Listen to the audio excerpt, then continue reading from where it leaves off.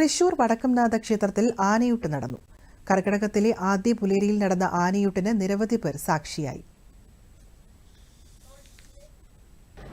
അലങ്കാരങ്ങളില്ലാത്ത ഗജവീര സൗന്ദര്യം ആനപ്രേമികൾക്ക് വിസ്മയം പകരുന്ന കാഴ്ചയായി. ഏറ്റവും കൂടുതൽ ആനകളെത്തുന്ന ആനയൂട്ടുകളിലൊന്നാണ് തൃശൂർ വടക്കുംനാഥ ക്ഷേത്രത്തിലേത്. ഇവിടെ ഊട്ടിന് 68 ആനകളാണ് അണിനിരുന്നത്. ആനയൂട്ട് സൗന്ദര്യം കാണാൻ നൂറുകണക്കിന് ആളുകൾ തൃശൂരിലേക്ക് എത്തിച്ചേർന്നു. എറണാകുളം ശിവകുമാർ, പുതുപ്പള്ളി കേശവൻ, പാമ്പാടി സുന്ദരൻ, പുതുപ്പള്ളി സാധു, പാറമേക്കാവ് കാശിനാഥൻ തുടങ്ങിയ ഗജവീരന്മാരും തിരുവമ്പാടി ലക്ഷ്മിക്കുട്ടിയും പിതൃകോവിൽ സാവിത്രിയും ഉൾപ്പെടെ 9 പിടിയാനകളും ഊട്ടിനായി എത്തിച്ചേർന്നു.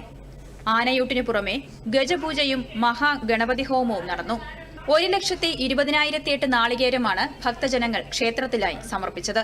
4 വർഷത്തിലൊരിക്കൽ നടക്കുന്ന ഗജപൂജ കാണാനും നിരവധി പേരും ക്ഷേത്രത്തിലേക്ക് എത്തിച്ചേർന്നു. ചടങ്ങുകൾക്ക് തന്ത്രി പുലിയന്നൂർ ശങ്കരനാരായണൻ നമ്പൂതിരിപ്പാട് മുഖ്യ കാർമ്മികത്വം വഹിച്ചു. DD news, Thrissur.